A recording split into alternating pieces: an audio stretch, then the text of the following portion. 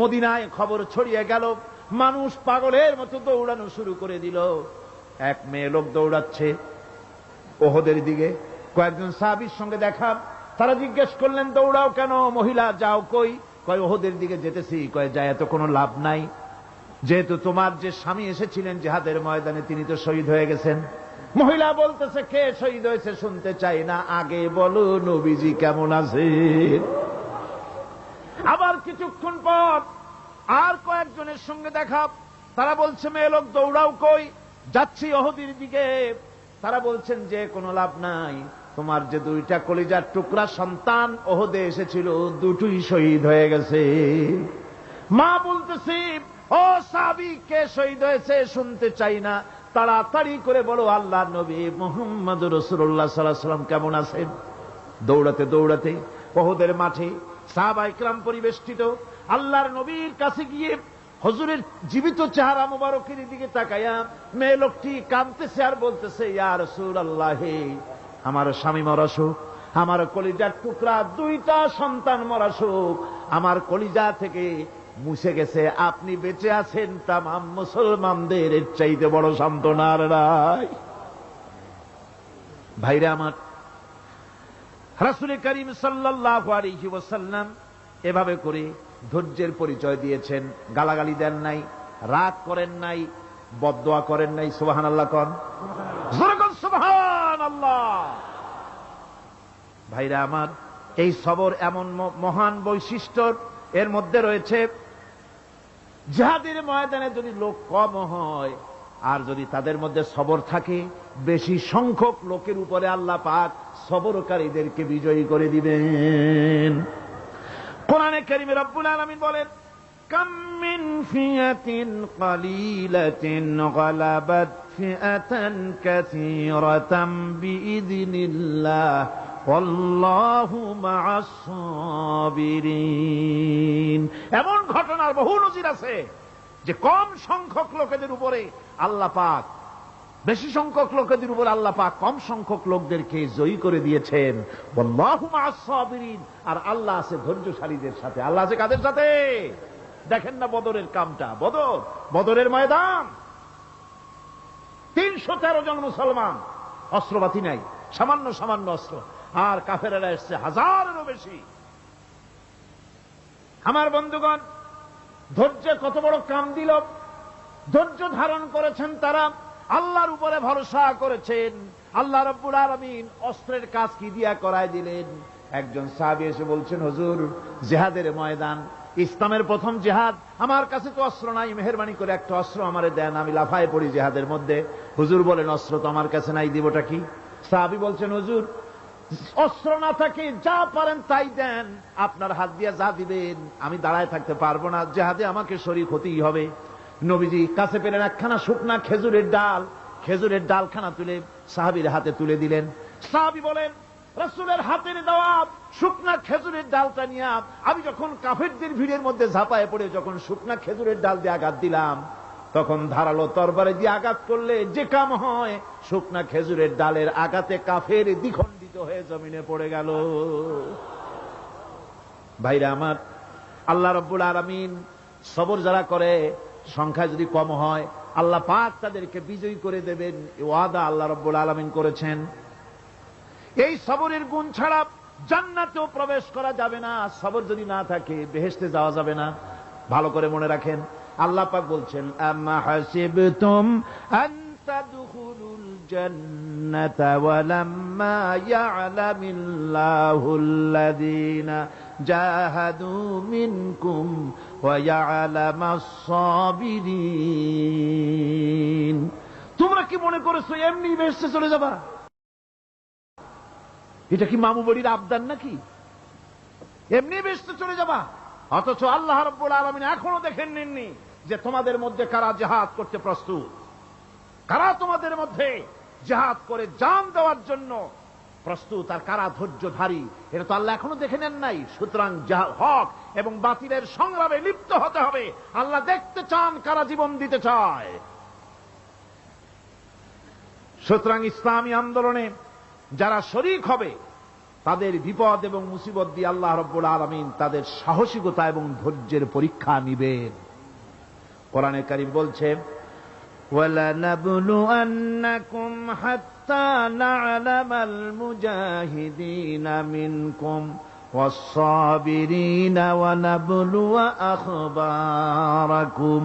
অবশ্যই আমি তোমাদেরকে পরীক্ষার সম্মুখীন করব, আর তোমাদের মধ্যে সত্যিকার মুজাহিদ, দৃঢ়তা অবলম্বনকারী কারা আমি তা দেখব।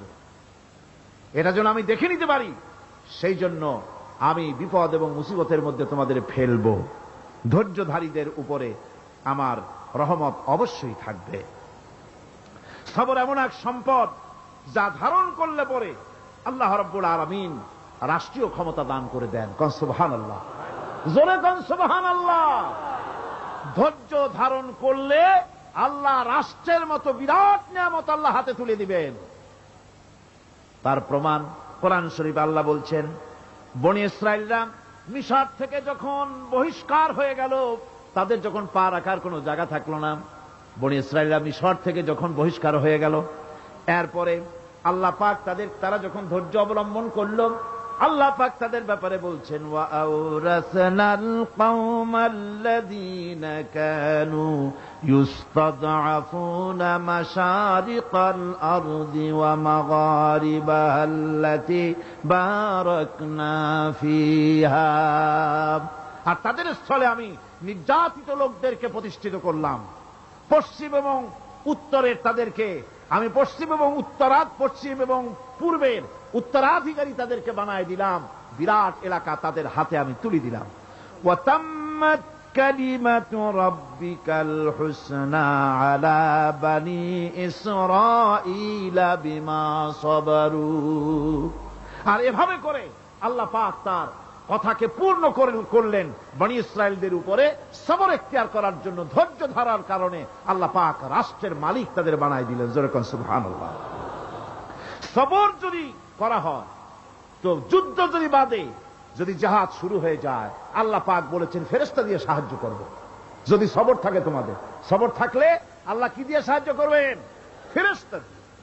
কোরআনে কারীম বলছি, বালা ইন তাসবিরু ওয়া তাত্তাকু ওয়া ইয়াতুকুম মিন ফাওরিহিম হাযা ইউমদিদুকুম রাব্বুকুম বিখামসাতি আলাফিন মিনাল মালাইকাতি মুসাউমিমিন। হ্যাঁ, তোমরা যদি ধৈর্য অবলম্বন করো আর আল্লাহকে ভয় করে চলো, তাহলে এক্ষুনি আল্লাহ রাব্বুল আলামিন তোমাদের জন্য কাতারে কাতারে শৃঙ্খলাবদ্ধ ৫,০০০ ফেরেশতা দিয়ে তোমাদেরকে সাহায্য করবেন। সুবহানাল্লাহ। তোমাদেরকে ফেরেশতা দিয়ে সাহায্য করা হবে। তোমরা যদি সবর এখতিয়ার করো, তাহলে সংখ্যা যদি কম হও, বেশি সংখ্যার উপরে জয়ী করে দেব। ইয়াকুম মিনকুম ২০ সাবিরুনা ইয়াগলিবু মিয়াতাইন। যদি তোমাদের ভিতরে ধৈর্যশীল ২০ জন হয়, আমি ২০০ কাফেরের বিরুদ্ধে তোমাদেরকে জয়ী করে দেব। সুবহানাল্লাহ। তোমরা যদি হও ধৈর্যশীল ২০ জন, ২০০ কাফেরের উপরে তোমরা জয়যুক্ত হয়ে যাবে। আর বিপদ আর মুসিবতে যারা ধৈর্য ধরে, তাদের জন্য আল্লাহর পক্ষ থেকে সুসংবাদ। সুসংবাদ কাদের জন্য? ধৈর্যধারীদের জন্য। কোরআনে কারীম বলছে, ওয়াবাশশিরিস সাবিরিনাল্লাযীনা ইযা আসাবাতহুম মুসিবাতুন ক্বালু ইন্না লিল্লাহি ওয়া ইন্না ইলাইহি রাজিউন। সুসংবাদ সেই সব ধৈর্যশালীদের জন্য যারা নাকি বিপদ এবং মুসিবতে আসলে যারা বলে, কি বলে? পড়েন আমার সাথে, ইন্না লিল্লাহি ওয়া ইন্না ইলাইহি রাজিউন। এটা শুধু আমাদের লোকেরা কেউ মরলে পড়ে, এটা শুধু মরার সময় নয়, বরং যে কোনো বিপদ আর মুসিবত এলে মোমেন বান্দা যারা, তারা কি পড়বে? ইন্না লিল্লাহি ওয়া ইন্না ইলাইহি রাজিউন। নিশ্চয়ই আমরা আল্লাহর জন্য এবং আমাদের সকলকেই আল্লাহর কাছে ফিরে যেতে হবে, প্রত্যাবর্তিত হতে হবে। সবরকারীদের জন্য রয়েছে জান্নাতের সুউচ্চ সম্মানের জায়গা। জান্নাতীদের জান্নাতে সবচেয়ে সম্মানজনক জায়গা আল্লাহ রাব্বুল আলামিন ধৈর্যশালীদেরকে দান করবেন। কোরআনে কারীম বলছে, উলাইকা ইউজসাউনাল গুরফাতা বিমা সাবারু ওয়া ইউলাক্কাউনা ফিহা তাহিয়াতান ওয়া সালামা। এরা হলো সেই সব লোক যাদেরকে প্রদান করা হবে বেহেশতের সুউচ্চ মঞ্জিল, কারণ তারা সবর ইখতিয়ার করেছিল, তারা সবর করছিল, এই জন্য বেহেশতের সবচাইতে ভালো জায়গা তাদের দেওয়া হবে। কোন আলহামদুলিল্লাহ, জোরে কোন আলহামদুলিল্লাহ। এবং জান্নাতে সবরকারীদেরকে সম্বর্ধনা দেওয়া হবে, সম্বর্ধনা দেওয়া হবে। খালিদিনা ফিহা হাসুনাত মুস্তাকাররান ওয়া মুকামা। চিরদিন তারা জান্নাতের ভেতরে বসবাস করবে এবং কতই না সুন্দর, কতই না উত্তম জায়গা সবরকারীদের জন্য আল্লাহ বেহেশতের মধ্যে রেখে যাবেন। জান্নাতে প্রবেশ করার সাথে সাথে চতুর্দিক থেকে ফেরেশতারা ছুটে আসবে সবরকারীদের জন্য। ওয়াল মালাইকাতু ইয়াদখুলুনা আলাইহিম মিন কুল্লি বাব। চতুর্দিক থেকে ফেরেশতারা তাদেরকে ইস্তেকবাল করবে, কি বলবে? সালামুন আলাইকুম বিমা সাবারতুম ফানি'মা উকবাদ-দার। তোমাদের প্রতি শান্তি বর্ষিত হোক, কারণ তোমরা পৃথিবীতে সবর অবলম্বন করেছিল। কতই না উত্তম জায়গা, কতই না সুন্দর জায়গা আল্লাহ রাব্বুল আলামিন সবরের বিনিময় তোমাদেরকে দান করেছেন। সুতরাং এই সবর হচ্ছে মুসলমানদের জন্য সবচেয়ে বড় নিয়ামত। আজ আমার তো মনে হয় পৃথিবীতে মুসলমানরাই সবচেয়ে বেসবর। ট্রেনে যাবে, বসা নিয়ে বেসবর, টিকিট নিয়ে বেসবর, বাসের মধ্যে বেসবর, বাজারে যাবে বেসবর, স্কুলে যাবে বেসবর, যেখানে যান সব জায়গায় আমরা বেশি অধৈর্য, ঠিক কিনা কর? সামান্য সামান্য জিনিস নিয়ে ঝগড়া করা, মারামারি করা, এই হচ্ছে আমাদের ট্র্যাডিশন। ধৈর্য অবলম্বন করতে হবে জীবনের সকল ক্ষেত্রে, এই ধৈর্য আমাদেরকে রক্ষা করতে হবে। এই ধরনের ধৈর্য যদি আমরা অবলম্বন করতে পারি, তাহলে আল্লাহ পাক বলছেন, উলাইকাল্লাযীনা সাদাকু ওয়া উলাইকা হুমুল মুত্তাকুন। এরাই হলো ঈমানের দাবিতে সত্যবাদী। কোন আলহামদুলিল্লাহ। কারা কারা? না না, শুধু সবরকারী না, এই যে 10টা পয়েন্ট বলা হলো, কয়টা পয়েন্ট বলা হয়েছে? 10টি পয়েন্ট। সেই 10টি পয়েন্ট যারা পালন করবে এরা হলো ঈমানের দাবিতে সত্যবাদী, আর এরাই হচ্ছে প্রকৃতপক্ষের মুত্তাকি। আমরা মুত্তাকি বুঝি দাঁতে ছাতা, দাড়ি টাড়ি আশ্রয় না, জাব্বা জুব্বা গায়ে দিয়ে কোনো জায়গায় পড়ে থাকে, এটা বড় মুত্তাকি, খুব পরহেজগার। সালার চট্টর যদি পড়ে তাহলে তো আরো বড় পরহেজগার। জি, আর যদি কাপড় চোপড় মোটেও না থাকে তাহলে তো খাজা বাবা হয়ে গেল। নাউযুবিল্লাহি মিন যালিক। আর আল্লাহ বলছে মুত্তাকি কারে কয় শোনো, এরে কয় মুত্তাকি যাদের মধ্যে এই 10টা গুণ আছে। এই 10টি সত্য যদি সম্পাদন করতে পারি, যদি আমল করতে পারি, জীবন ধন্য হয়ে যাবে। সেই 10টি কথা আমি আবার আপনাদের স্মরণ পটে তুলে দিতে চাই, প্যাকেট করে পকেটে উঠাই দিতে চাই, যেন বাড়ি নিয়ে যেতে পারেন। 1 নম্বর হচ্ছে 10টি পয়েন্টের 1 নম্বর আল্লাহর প্রতি ঈমান। 1 নম্বরে আল্লাহর প্রতি ঈমান, 2 নম্বরে পরকালের প্রতি ঈমান, 3 নম্বরে ফেরেশতাদের উপর ঈমান, 4র্থ নম্বরে কিতাবের প্রতি ঈমান, 5ম নম্বরে নবীদের প্রতি ঈমান, 6ষ্ঠ নম্বরে সহায় সম্বলহীন নিকটবর্তী আত্মীয়, ইয়েতিম, মিসকিন, প্রবাসী, মুসাফির, সাহায্য প্রার্থী, এদেরকে মুক্ত করার জন্য এদেরকে সাহায্য প্রদান করা, 7 নম্বরে নামাজ প্রতিষ্ঠা করা, 8 নম্বরে যাকাত আদায় করা, 9 নম্বরে ওয়াদা পালন করা, 10 নম্বরে সবর এখতিয়ার করা। কয়টা হইল? এই 10টি কাজ যদি আমরা পালন করতে পারি, বিপদে মুসিবতে ধৈর্য ধারণ করতে পারি, যত মুসিবত আসুক, আসলে এগুলি কিছু না। মুসিবত আল্লাহ টেস্ট করবেন, মুসিবত দিয়া আল্লাহ টেস্ট করেন। দেখা যায় যে ওদের শক্তি খুব বেশি, চোখে আপনি দেখতে পারেন, কিন্তু আল্লাহ বলছেন ইন্না কায়দাশ শায়তানে কানা দাঈফা। বাতিলরা হলো শয়তান, বাতিলরা কি? আর ওদের চক্রান্ত আসলেই দুর্বল। এদের চক্রান্ত আসলে কি? দুর্বল। কাজেই এগুলিকে ভয় করা যাবে না। বিপদে মুসিবতে ধৈর্য ধারণ করে যদি অগ্রসর হওয়া যায় তো আল্লাহ রাব্বুল আলামিন এই 10টি পয়েন্ট যদি আমল করা যায়, দুনিয়াও শান্তি পাবো, আখিরাতেও শান্তি পাবো। যত মুসিবত আসুক, বিপদ আসুক, ধৈর্যের সাথে মোকাবেলা করতে হবে। ধৈর্যের অর্থ কি? আমি আগেই বলেছি, ধৈর্যের অর্থ হচ্ছে অবিচলতা, দৃঢ়তা, বরদাস্ত করা, সহিষ্ণুতা, ধীরতা, স্থিরতা। ধৈর্যের অর্থ এটা নয় একজন একটা থাপ্পড় মারলো আর আপনি বলবেন যে বাবা ব্যথা পাইছো নাকি, তাহলে আরো একখান থাপ্পড় দিয়া দাঁত আমার সবগুলো ভালাই দেয়। এর নাম ধৈর্য নয়। ধৈর্য হচ্ছে পরিস্থিতির মোকাবেলা করতে হবে সাহসিকতার সাথে, এর নাম হচ্ছে ধৈর্য। ওই যে আমি একটা দৃষ্টান্ত দিয়ে থাকি, এক সাপ একবার মুরিদ হয়েছিল এক পীর সাহেবের কাছে। পীর বলছিলেন যে না, আমি তো এই সব সাপ টাপ মুরিদ বানাই না। কয় না হুজুর, আমারে বানান। তারপরে মুরিদ বানায় কিছু অজিফাতারে শিখাই দিল আর বলল খবরদার কাউকে দংশন করবে না। ঠিক আছে, সে যায়া জিজ্ঞাসা শুরু করে দিয়েছে। এর মধ্যে জমিনে রাখাল আসছে, ধান কাটছে, ধানগুলো নিবি কি করে, দড়ি দাড়ি পাচ্ছে না। তো কি করা যায়, বানবে কি দিয়া? সন্ধ্যার পরে অন্ধকারে দেখে যে দড়ি একটা পড়ে আছে। ও যে কি দড়ি তা তো ওরা বুঝে নেই। ওইটারে নিয়ে ধান রে ফেসাইয়া লেজ দিয়ার মাথা দিয়ে এরকম করে বাসেটারে দিয়ে বাঁধছে। সাপ তখন বলতেছে হায় হায় রে, কেবল যে মুরিদ হইছি তা না হলে তুই ঠিক পাইছি যে আমি কি ধরনের দড়ি। এরপরে নিয়ে বাড়ি নিয়ে ভালাই দিয়েছে, ওটারে খুলে সাপটার ঘাড় গেছে মস্কিয়া। বহুত কষ্ট করে হুজুরের বাড়ি গিয়ে হাজির, কয় যে হুজুর কি একখান জিকের শিখাইলেন, আমার তো ঘাটটার মুসকে শেষ। আশ্চর্য কথা, কত মানুষ মুরিদ হইল, কত কিছু মুরিদ হইল, কারো তো জিকের করলে ঘাড় মস্কে যাবে কেন, এটা কেমন কথা? কয় হুজুর ঘটনাই। আরে বেটা ঘটনা এইটা, তুই কি করছিলি? কয় যে আপনি যে নিষেধ করছেন দংশন করতে, আমি তো দংশন করতে পারিনি। আরে বেটা, দংশন করতে নিষেধ করছিলাম, ফোঁস করতে তো নিষেধ করি নাই। তোরে যখন দড়ি মনে করে হাত দিছিল, ফোঁস করে উঠতি, ওই রাখা লাভ দিয়া বন আর পার হইয়া দিল্লি চলে যেত। কাজী ধৈর্যের মানে শীত হয়ে পড়া না। ধৈর্য মানে অবিচলতা, দৃঢ়তা নিয়ে শক্তি সঞ্চয় করে আল্লাহর উপরে ভরসা করে বাতিলের বিরুদ্ধে ঝাঁপায় পড়তে হবে, বাতিল উৎখাত হতে বাধ্য হবে।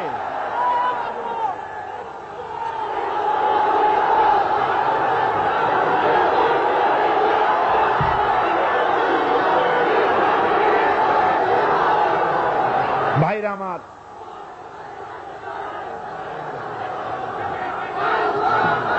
সুতরাং আলহামদুলিল্লাহ আমরা কোরআনে কারিমের এই আয়াতে কারিমাত আমরা যদ্দূর পারলাম আলোচনা করেছি। আল্লাহ পাক যেন এতে বরকত দেন। জোরে কোন আমিন, আর জোরে কোন আমিন।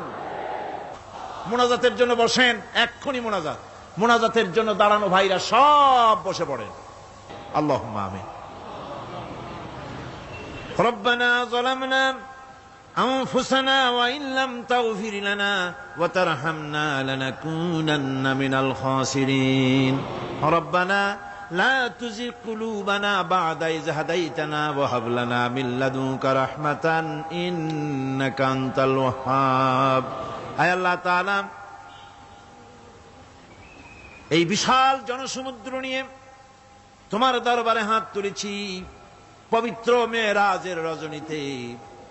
আয় আল্লাহ, তুমি দয়া করে মেহেরবানি করে আমাদের আলোচনা, দুরুদ সালামের সওয়াব আমাদের বিশ্ব নবী তোমার প্রিয় হাবিব জনাবে মুহাম্মদ রাসূলুল্লাহ সাল্লাল্লাহু আলাইহি ওয়াসাল্লামের রূহ মুবারকে পৌঁছায়া দাও। সমগ্র বিশ্বের মাটির নিচে যত মুমিন মুমিনাত শুয়ে আছেন তাদের আরো আর পরে সওয়াব পৌঁছায়া দাও। আমাদের মা বাপ যাদের দুনিয়া থেকেই বিদায় হয়ে গেল, আল্লাহ কবরগুলিকে জান্নাতের টুকরায় পরিণত করে দাও। রব্বির হামহুমা কামা রব্বায়ানি সগীরা। পড়েন সবাই, রব্বির হামহুমা কামা রব্বায়ানি সগীরা। আয় আল্লাহ তাআলা, বহু মানুষ দোয়া চেয়েছি, কতজনের কত কষ্ট, কেউ হসপিটালে আছে, কারো অপারেশন হবে, কেউ বা মরে গেছে, কেউ বা মামলায় মোকদ্দমায় আছে, কেউ বা পারিবারিক অশান্তিতে আছে। আল্লাহ যিনি যেই নিয়তে দোয়া চেয়েছে মেহেরবানি করে সেই নেক নিয়ত তোমার দরবারে কবুল করে নাও। বিপদগ্রস্ত লোকগুলিরে বিপদ থেকে বাঁচাইয়া দাও। আয় আল্লাহ রাব্বুল আলামিন, এই মাহফিলে লক্ষ লক্ষ জনতা সমুদ্রের ঢেউর মতো চতুর্দিক থেকে আসতে থাকে। তুমি আর তোমার কোরআন আর তোমার রসুল ছাড়া কোনো স্বার্থ কারো মনে নাই। কাউরে রিক্সা ভাড়া দেওয়া হয় না, ট্রাক ভাড়া, বাস ভাড়া কাউকে দেওয়া হয় না। এক লোকমা খানাও এখানে পায় না, তাবাররুক বা সিন্নি বিতরণও হয় না। আয় আল্লাহ, নিঃস্বার্থ ভাবে এই লোকগুলি যাতায়াত করে। আল্লাহ তোমার কোরআনের বরকতে সকলকে তুমি গুনাহ মুক্ত করে দাও। আয় আল্লাহ তাআলা, যাতায়াতটা আসান করে দিও, যাতায়াতের পথে কারো যেন কোনো বিপদ না হয়ে যায়। আয় আল্লাহ তাআলা, বাড়ি ঘর ফালায় আসে, বাড়ি ঘর তোমার ফেরেশতা দিয়ে তুমি হেফাজত করো। রব্বুল আলামিন, মা বোনেরাও কষ্ট করে আসে, আল্লাহ তুমি দয়া করে এ মাহফিলে যারা শরীক হয়, এ মাহফিলে কোরআনের মাহফিলে শরীক হওয়ার কারণে তোমার কাছে একটা দাবি করি। দাবিটা হলো, মেহেরবানি করে সব মানুষকে তোমার কাবা ঘর দেখাও। যারা উপস্থিত হয়েছে সকলকে তোমার হাবিবের রওজায় গিয়া সালাম দেওয়ার তৌফিক দাও। ربنا تقبل منا إنك أنت السميع العليم وتب علينا إنك أنت التواب الرحيم سبحان ربك رب العزة عما يصفون سلام على المرسلين الحمد لله رب العالمين واجعل آخر كلمتنا عند الموت لا إله إلا الله محمد رسول الله السلام عليكم ورحمة الله